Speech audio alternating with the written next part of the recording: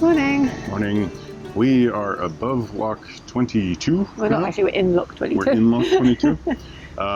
We don't normally start recording until after, well, we don't normally start the movement until after we've done the morning's recording, but today we sort of were like... We did it back to front. We're doing it back to front because the lock was open. Let's go move up, take the lock, get up, and actually get on our way and record once we get up here. And so everything's just bass backwards. I'm lost. I don't know what I'm doing. You really don't. You Yeah. just said bass backwards. Exactly. We're heading up to Marsden. It's Wednesday today. Our bookings for the tunnel is on Friday. So in theory we could go tomorrow. It's quite a long way. It's 21 locks. We've done one. Woo! Yeah. It's 20 more locks. It's going to take about 6 hours. And I felt if we went tomorrow, it was just too close to the booking. It would have been fine, but I was just more comfortable going today. So if anything goes wrong, we've just got a day, basically. Yeah. Just more opportunity to deal with and correct for things if we have to. And I also wanted to visit Marsden because we didn't go there last time, whereas we did come to Slaithwaite last time. So, okay, the light is really weird, so let's just get on our way. There's this shaft of light coming out through. It was on you, and now it's on me. Well, it's because we're drifting backwards. All right. Let's go. Let's go.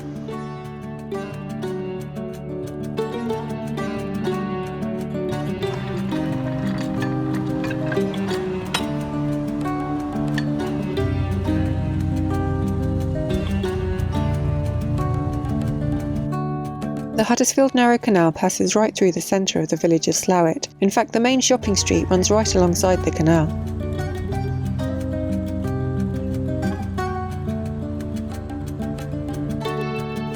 When the canal closed, this section was culverted and a car park built over the top. Now the canal is very narrow in places, as there wasn't much room for the new navigation due to the road being widened during the time that the canal was abandoned.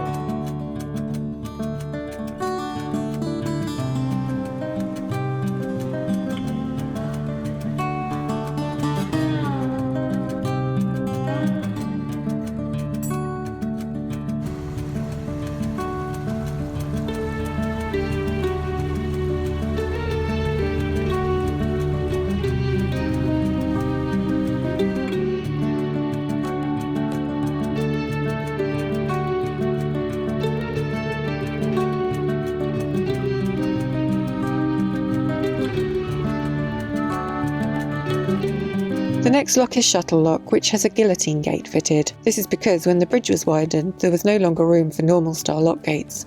Michael waits under the bridge as I lift the gate. The mechanism is operated by a windlass turning a crank. It's a slow process.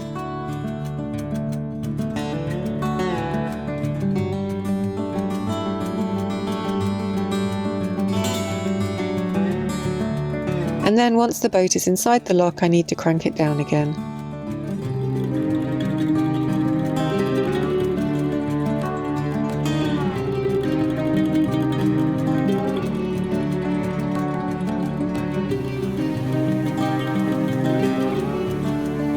Unfortunately, we realise that the gate isn't shut properly and water is pouring straight through the lock. Those white marks on the gate should be lined up, and they clearly aren't, despite me not being able to wind the crank any further. The only option at this point is to drain the lock and try again.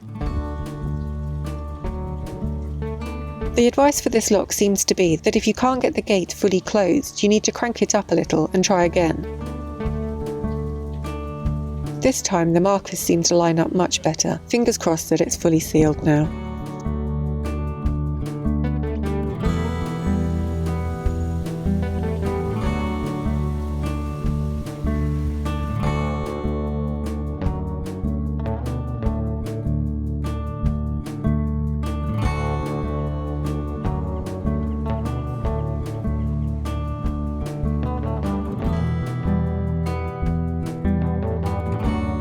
We have 18 more locks to do in just 2.5 miles before we reach Marsden. We'd better crack on with it.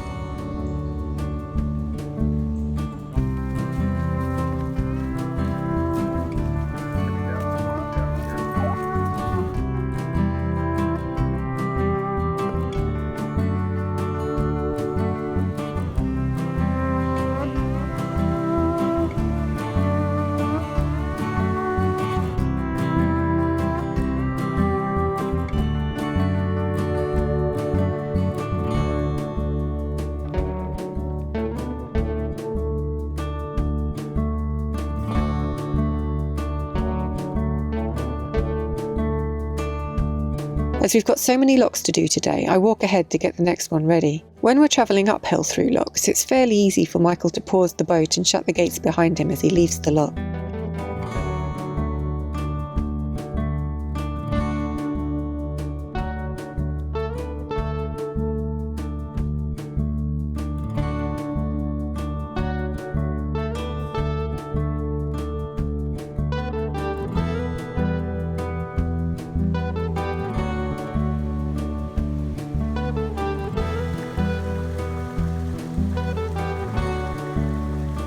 We meet the owner of the boat moored ahead, and he asks us not to hit his boat as we come out of the lock. He complains that boats often do, and it occurs to us that it's a rather strange location for the CRT to have issued a mooring. It does take quite a bit of manoeuvring to get past his boat.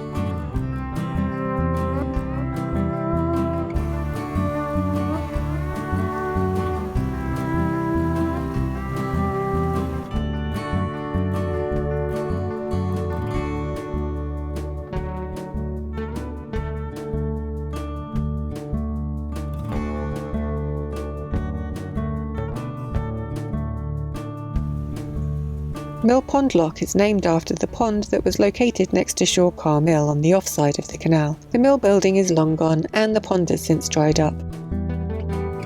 I go ahead once more to prepare the next lock. Sometimes when there's a lot of locks like this, we get into a pretty good rhythm, and after doing so many locks together, we just get on with what needs doing.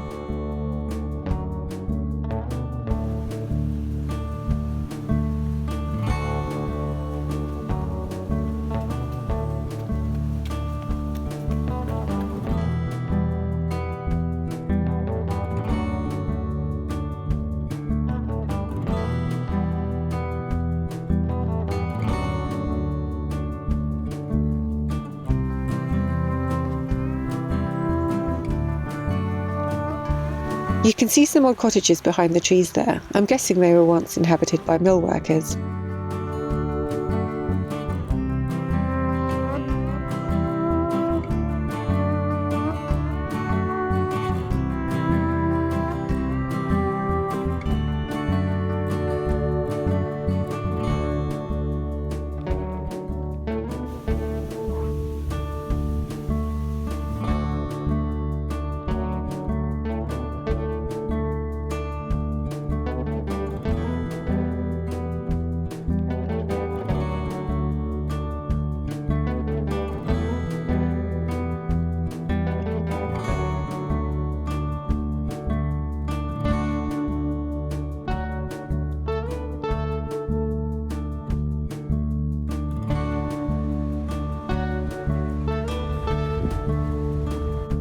There's a fair bit of water coming around this bywash. This canal has a reputation for having water shortages, but that's not been our experience.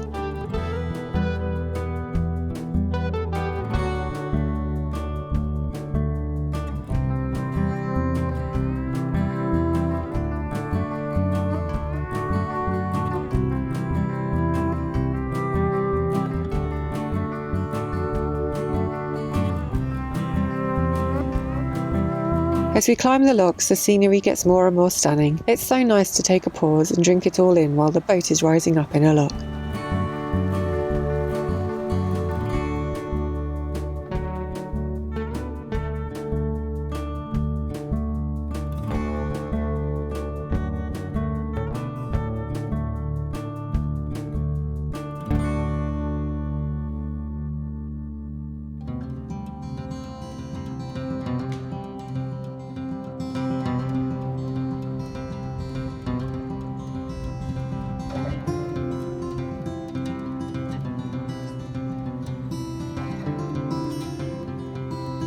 George and I meet some cows just below the next lock, and so of course Michael has to moor up so he can say hello too.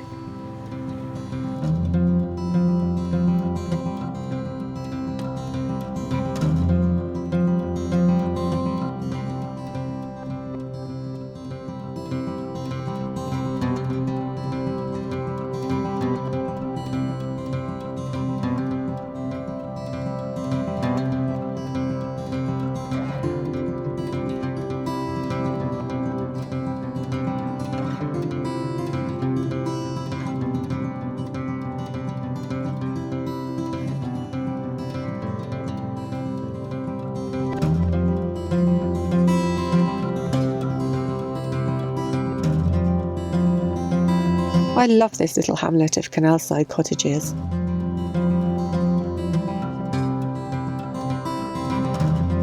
The next lock is next to Sparth Reservoir, popular with swimmers. We saw some when we were here last time, and there are people swimming again today.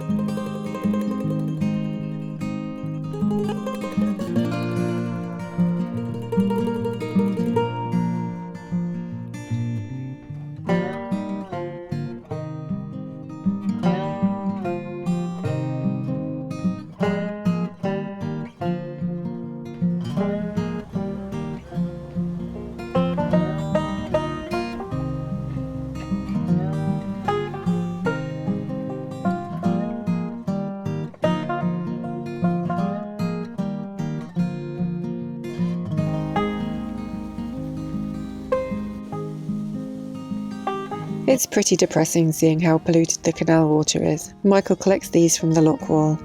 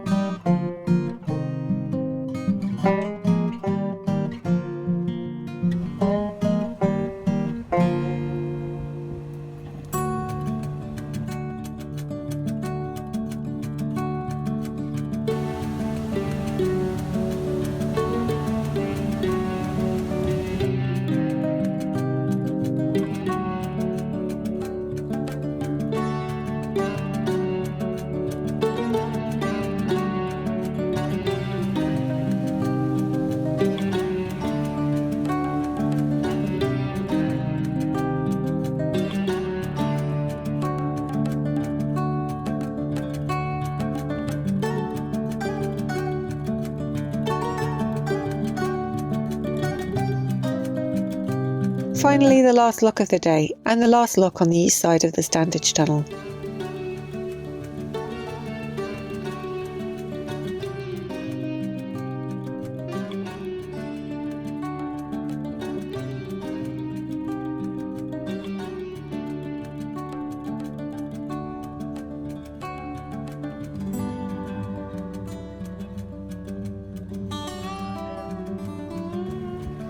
These are the last visitor moorings before the tunnel moorings, so we pull over next to the blue boat.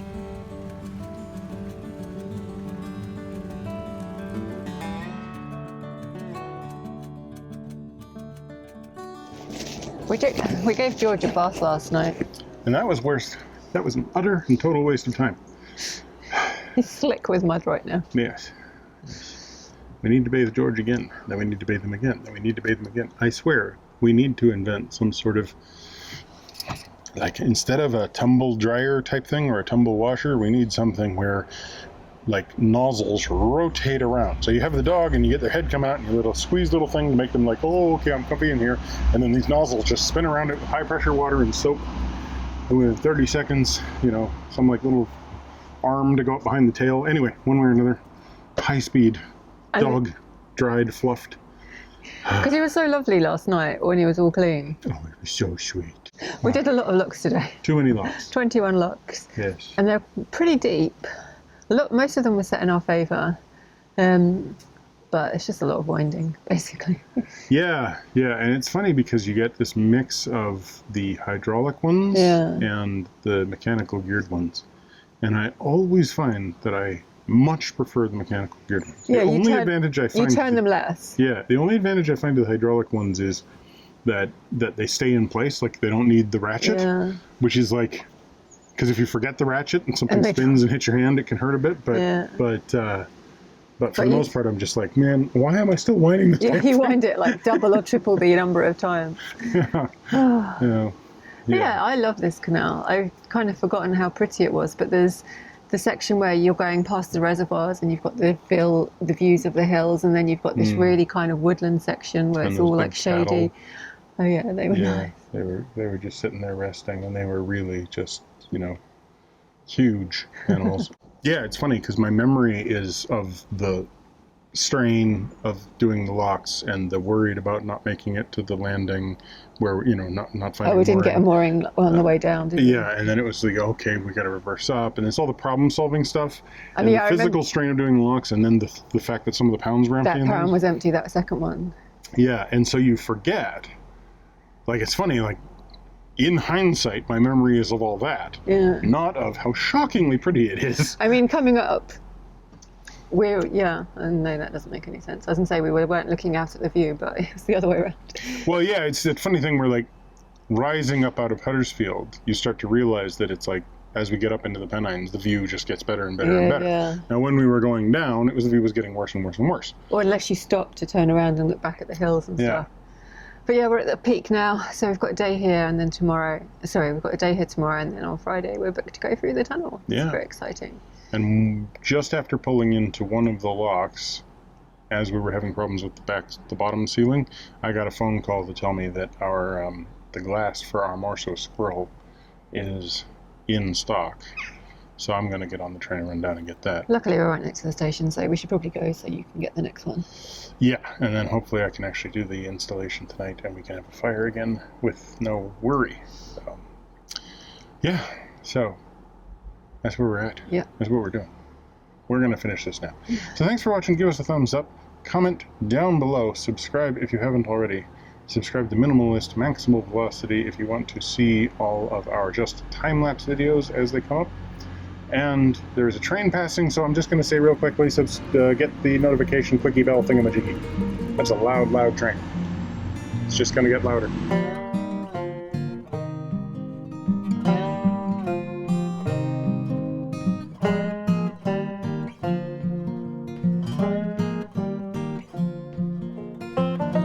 It is funny because it's like your memory just sort of sometimes just remembers the strain of the what?